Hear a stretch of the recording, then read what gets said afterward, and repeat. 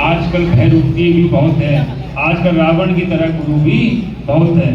भगवान की प्राप्ति आपको हमेशा अकेले में ही होगी, भीड़ में भगवान की प्राप्ति नहीं हो सकती। भीड़ में अगर आप भाड़ में ही जाओगे, कहावत है एक। इसलिए भगवान की प्राप्ति के लिए जितना हम अकेले रह सके, जितना हम अकेले गुणगान कर सके, ये भगवान की प्राप्ति के पहले नियम हैं। आजकल उल्टा हो रहा है। पहले महाराज जी यहाँ आए थे तो क्या था? कुछ नहीं था, गुरु जी की तपोस्थली ही थी।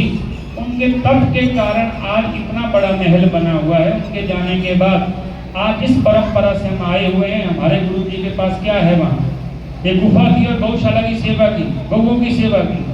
आज हम कृष्ण भगवान का गुणगान कर रहे हैं। आपको पता है भगवान क्यों उत्पन्न होते हैं? प्राय लोग क्या सोचते हैं कि कृष्ण भगवान का जन्म कृष्ण जी को मारने के लिए हुआ, कृष्ण भगवान का जन्म महाभारत कराने के लिए हुआ, राम जी का जन्म जो हुआ रावण को मारने के लिए। ऐसा नहीं है।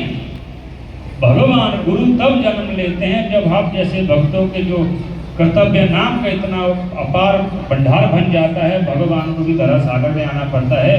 कृष्ण भगवान गौ संतों विप्रों के लिए ही कृष्ण भगवान वहां पर उत्पन्न हुए। ये भक्तों की पराकाष्ठा है। इसलिए हम भागवत सुन रहे हैं। और गौ जो हमारे ऋषि मुनि होते, तत्व विवेकी होते हैं, आपने कभी ध्यान देना, हमारे ऋषियों ने 3 चीजों को ही पवित्र कहा गया है, सर्वोपरि है। गौ, गंगा और गीता। चौथा है कुछ? हम पूर्व से सुनते आ रहे हैं, गौ, गंगा और गीता ही सर्वोपरि है।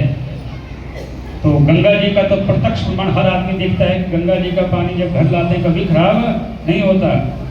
गौ का प्रत्यक्ष प्रमाण में यहाँ गद्दी में बैठ के, जो व्यास गद्दी में भगवान को साक्षी मानकर दे बोल रहा हूँ।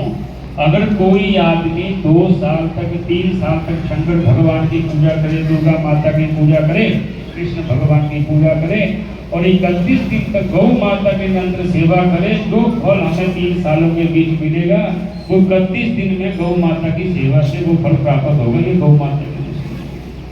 और गीता, आप गीता किसी अच्छे ऋषि के पास पढ़िए। गीता के जीवन में 2 श्लोक ही बहुत है। जीवन को बदलने के लिए गीता के 1-2 श्लोक ही बहुत है। जब आप गीता को अच्छे आदमी के पास पढ़ोगे, आप संसार में कैसे विचरण करोगे?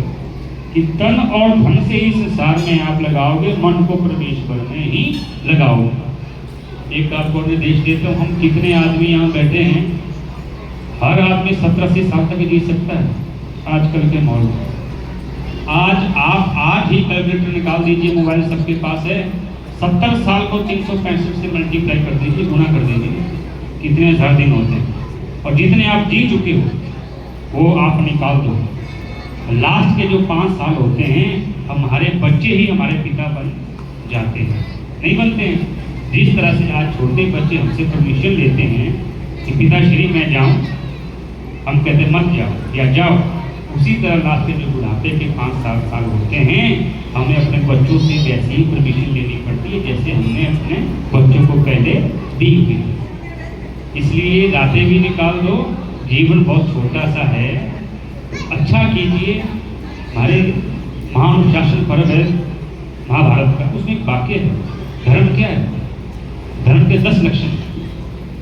संसार सागर में अगर आपने, हमारी 10 इंद्रियां हैं, इन 10 इंद्रियों में भी अगर आपने 2 इंद्रियां शुद्ध कर दी, आपकी बाकी इंद्रियां अपने आप ही भगवान के पास जाने के लिए आपको बाधित करेगी।